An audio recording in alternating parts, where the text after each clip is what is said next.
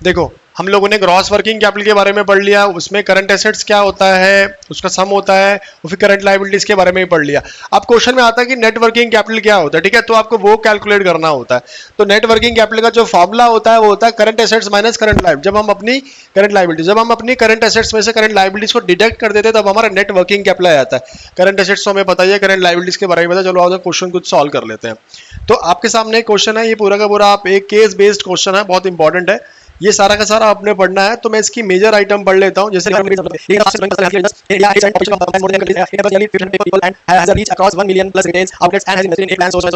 मैं main point पर आता हूं कि एक बैलेंस शीट के अंदर क्या क्या आइटम दी हुई है। अभी मैं आपको बताऊंगा बैलेंस शीट भी क्या होती है, लेकिन वो आपके लिए ठीक है, जान लो, जरूरी नहीं है, लेकिन जान लो, ठीक है, मैं आपको बता दूंगा।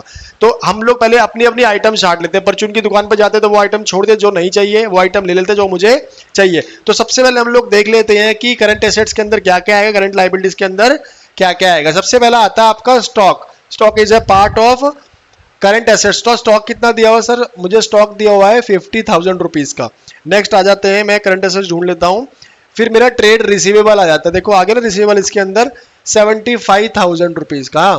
फिर उसके बाद मेरा आ जाता है कैश रुपीज 1 लाख, 1 लाख का कैश आ गया मेरा। Dividend payable, tax, short term loan, short term investment. अच्छा, एक इंपॉर्टेंट चीज अभी मैं आपको बताना भूल गया कि करंट एसेट्स के अंदर शॉर्ट टर्म इन्वेस्टमेंट भी इंक्लूड किया जाता है।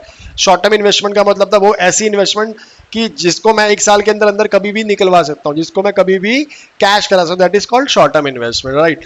फिर ये आपका आता है 76,000, ठीक है। ये तो आपकी होगी करंट एसेट्स। चलो करंट लायबिलिटीज को ढूंढ लेते हैं। सबसे पहला आता है ट्रेड पेबल, आ गया वर्ड पेबल, तो 32,000 का आपका ट्रेड पेबल हो गया। डिविडेंड पेबल आ गया आपका, कोई भी ऐसे पेबल जो मेरे को पे करने हैं, मैंने पे नहीं करे। टैक्स आ गया। अच्छा, एक इंपॉर्टेंट चीज यहाँ पर देखो, टैक्स लिखा हुआ खाली, इसके पीछे पेबल नहीं लिखा हुआ। अगर टैक्स आता है तो ये भी आपकी लायबिलिटी है, क्योंकि ये आपको पे करना है, ठीक है। खाली टैक्स लिखाएगा तब भी वो आपकी करंट लायबिलिटीज के अंदर आप इसको इंक्लूड करोगे। तो टैक्स कितना लिखा हुआ है, 44,000 का इसका टैक्स लिखा हुआ है। और लास्ट शॉर्ट टर्म लोन 61,000। फटाफट से मुझे कैलकुलेट करके बताओ आप लोगों का कितना आ रहा है। क्वेश्चन के अंदर हम लोग देख लेते हैं। अगर मैं आपसे पूछूं कि सबसे पहले इसकी ग्रॉस वर्किंग कैपिटल कितनी बन रही है, तो अगर आपसे क्वेश्चन पूछूं तो जो ग्रॉस वर्किंग कैपिटल है वो आपकी इसी का टोटल होगा और करंट लायबिलिटीज का टोटल ये होगा, दोनों को लेस करेंगे और आपका आंसर यहां पर आ जाएगा। तो फटाफट से बताओ मुझे ग्रॉस वर्किंग कैपिटल कितना आ रहा है। तो इसको हम लोग प्लस कर लेते हैं, कैलकुलेट कर लेते हैं। 1 लाख, 1.5 लाख, 2,25,000, 3,01,000, 3,01,000, तो 3,01,000। तो इसका क्या आ गया, ग्रॉस वर्किंग कैपिटल, जिसको हम लोग सम ऑफ करंट एसेट्स भी कहते हैं। करंट लायबिलिटीज का टोटल क्या आ रहा है, फटाफट से देखो इसके अंदर टोटल करके मेरे को बताओ। 94 और आपका 32 हो गया, 26 हो गया आपका 61। तो आपका जो नेट वर्किंग कैपिटल है वो आ गया आपका, नहीं पहले तो हम करंट लायबिलिटीज निकालेंगे ना। तो जो भी मेरा करंट लायबिलिटीज का टोटल आया वो आया मेरा 1,87,000, ठीक है। हम इसको इसमें से लेस कर देंगे तो डायरेक्टली आपका आ जाएगा net working capital which is 1,14,000, 1,14,000 rupees आपका क्या आ गया, नेट वर्किंग कैपिटल। इसका मतलब हुआ बिजनेस को इतनी नेट वर्किंग कैपिटल चाहिए, इतनी रिक्वायर्ड है अपने डे टू डे एक्सपेंसेस को पूरा करने के लिए, राइट। तो ये था हमारा क्वेश्चन नंबर 1। तो हम लोग चलो क्वेश्चन नंबर 2 पर चलते हैं। था मेरा क्वेश्चन नंबर 2 जनता फूड लिमिटेड वाला। तो इसकी बुक्स का कुछ बैलेंसेस दिया हुआ हम लोग देख लेते हैं। हम सेम फॉर्मेट से सारे क्वेश्चन सॉल्व कर लेंगे।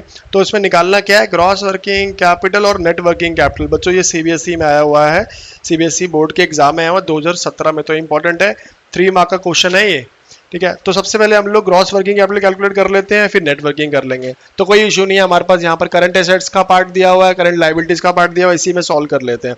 स्टॉक ऑफ रॉ मटेरियल, तो किसका पार्ट है, दोनों में से। ऐसा करो फटाफट से पहले आप कैलकुलेट करके दो, वीडियो पॉज करो और कैलकुलेट करो, उसके बाद मैं आपको कैलकुलेट करके बताता हूं। स्टॉक ऑफ रॉ मटेरियल कितना दिया हुआ, रॉ मटेरियल का स्टॉक का अमाउंट 1,50,000, ठीक है। नेक्स्ट आता है short term loan 1,83,000, it is a part of current liabilities. फिर आता है ट्रेड क्रेडिटर्स, तो ट्रेड क्रेडिटर्स फिर से मेरा किसका पार्ट हो गया, करंट लाइबिलिटीज का पार्ट हो गया 96,000।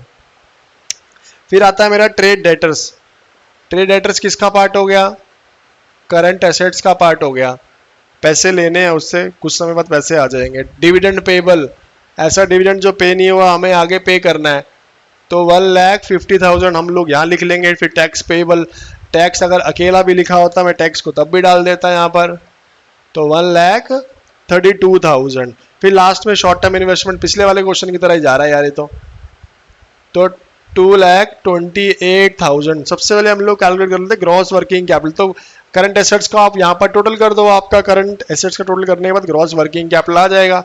सबका टोटल कर दिया तो मेरा आया 6,03,000 पे मेरा क्या आ गया, ये ग्रॉस वर्किंग कैपिटल, सिंपल आ गया।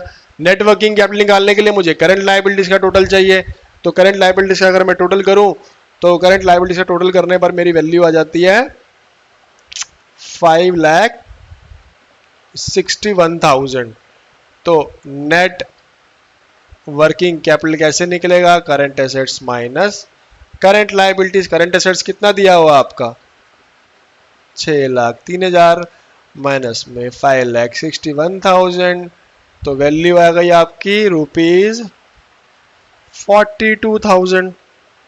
खत्म। नेक्स्ट पर चलते हैं। चलो नेक्स्ट आ गया, ये भी बहुत इजी क्वेश्चन है। देखो ये सारे के सारे क्वेश्चन कभी ना कभी एग्जाम में आए हुए हैं, वो सारे क्वेश्चन करा रहा हूँ। Raja and company has the following items, stock दिया और ट्रेड क्रेडिटर्स दिए हुए हैं। ये मैं नहीं निकालूंगा, ये आप लोग मुझे निकाल करके दोगे, ठीक है। और मुझे इसका करेक्ट आंसर बताओगे। क्वेश्चन नंबर 3 का जो करेक्ट आंसर है वो क्या है, मुझे नीचे कमेंट बॉक्स में बताओगे इसका करेक्ट आंसर क्या है, राइट। तो ये देखो आपकी ये बैलेंस शीट है। बैलेंस शीट का मतलब होता है कि फर्म की, बिजनेस की टोटल एसेट्स कितनी है, टोटल लायबिलिटीज कितनी है वो दिखाता है। लेकिन ये पेपर में आपके आएगी नहीं, ये मैं आपको इसलिए दिखा रहा हूं, हो सकता है आपके सामने ये क्वेश्चन में ये सारी आइटम्स दे दी जाए, यहाँ पर ये सारी आइटम्स दे दी जाए आपको, और जितनी भी आइटम्स यहाँ पर लिखी है, और फिर आपको बोला जाए नेट वर्किंग कैपिटल निकालो, ग्रॉस वर्किंग कैपिटल निकालो, तो आपको क्या करना है, मैंने क्या बोला था, परचून की दुकान पर जाते तो आपको वही आइटम्स लेनी है जो आपको चाहिए। तो करंट लायबिलिटीज उठानी है आपने, यहाँ से करंट एसेट्स लेनी है, दोनों को माइनस करना है और आपका नेट वर्किंग कैपिटल आ जाएगा। मुझे ऐसा लग रहा है कि इस साल कहीं ना कहीं बैलेंस शीट दिखाकर बच्चों से क्वेश्चन पूछा जाएगा, ताकि बैलेंस शीट की भी आपको थोड़ी बहुत नॉलेज हो। लेकिन ये डेप्थ लेफ्ट में हम लोग नहीं जाएंगे, ये केवल इतना ही रहेगा। देखो इसके अंदर हम लोग पढ़ लेते हैं कि वर्किंग कैपिटल रिक्वायरमेंट के बारे में, कि अगर किसी भी तरह का बिजनेस होगा तो उसकी वर्किंग कैपिटल कैसे रहेगी, ज़्यादा रहेगी या कम रहेगी। तो हम लोग बात कर लेते हैं, जैसे कोई भी एक रिटेलर है जो आइसक्रीम बेचता है, तो उसकी वर्किंग कैपिटल की रिक्वायरमेंट कैसे रहेगी, स्मॉल रहेगी। क्यों रहेगी, क्योंकि उसकी एक रिटेल शॉप होगी और जो उसके गुड्स होंगे वो पेरिशेबल होंगे, ज़्यादा लंबे समय तक वो स्टोर करके नहीं रख सकता, that is called perishable goods. और जितनी भी ट्रांजेक्शन्स होंगी कैश ट्रांजेक्शन होगी। आपने कभी रिटेलर को, कभी आइसक्रीम वाले के पास में जब आप जाते हो तो आपको उधार नहीं देता ना, तो इसलिए जो उसकी वर्किंग कैपिटल रिक्वायरमेंट है वो बहुत छोटी रहेगी, तो इसका ऑपरेटिंग साइकिल बहुत छोटा रहेगा। जैसे कि वो सुबह अपनी आइसक्रीम बनाएगा, शाम तक वो बेचने के लिए निकल जाएगा और शाम तक उसके पास से पैसे आ जाएंगे, तो उसकी वर्किंग कैपिटल रिक्वायरमेंट किस हिसाब से रहेगी, जो कैश कन्वर्जन साइकिल है इसकी वो कितनी रहेगी, एक दिन की, तो इसलिए उसकी वर्किंग कैपिटल रिक्वायरमेंट क्या रहेगी, कम रहेगी। नेक्स्ट आता है मेरा following liberal credit policy. Liberal credit policy का मतलब है कि बड़ा ही लिबरलाइज है, वो कहता है कि कोई बात नहीं, मैं उधार देने को तैयार हूं, आप मेरे से उधार माल लेके जाओ, मैं उधार देने को तैयार हूं। जब भैया आप ही माल उधार देने को तैयार है तो दुनिया लोग उधार माल क्यों नहीं लेके जाएंगे। तो उसके लिए उसको लार्ज वर्किंग कैपिटल चाहिए, क्योंकि आज उसने माल बनाया तो उसको माल बनाने के बाद बेचना पड़ेगा, बेचने में भी टाइम लगेगा, फिर वो डेटर्स क्रिएट होंगे, फिर कहीं ना कहीं डेटर्स काफी दिनों बाद पैसा वापस लौटाएंगे, तो वापसी कैश आने में टाइम लगाना। प्रोडक्शन करने के बाद कितने समय के बाद, प्रोडक्शन करने के कितने समय के बाद पैसा मुझे वापस आता है, that is called cash conversion cycle. तो मेरा ये इसमें भी वर्किंग कैपिटल क्या रहेगी, ज्यादा, क्योंकि मोर क्रेडिट ट्रांजेक्शन्स होंगी इसके अंदर। फिर आता है स्टेनलेस स्टील वेयर्स। देखो स्टेनलेस स्टील वेयर्स तो मैन्युफैक्चरिंग प्रोसेस है, इसके अंदर भी सारा का सारा प्रोडक्शन टाइम ज्यादा लगेगा। अब इसकी पॉलिसी क्रेडिट अच्छी लिबरल है या नहीं है वो कंफर्म नहीं था, बट प्रोडक्शन प्रोसेस में इसको टाइम लगेगा, तो इसका भी लार्ज वर्किंग कैपिटल रहेगा। फिर आता है using capital intensive techniques. Capital intensive technique का मतलब होता है where less number of labours are there, more numbers of machines. Are there. तो अगर मैं मशीनरी ज़्यादा रखूंगा तो मशीनरी की रिपेयर एंड मेंटेनेंस, और मैं उससे अगर labour intensive capital intensive technique use करूँ तो मैं बड़ी बड़ी मशीनरीज वगैरह भी बनाऊंगा, वो सब चीज़ें करूंगा, तो उसके लिए मुझे लार्ज वर्किंग कैपिटल की रिक्वायरमेंट पड़ेगी। तो रीज़न इसका दिया हुआ है, capital intensive technique need large amount of working capital. तो यहाँ तक समझ में आया, ठीक है।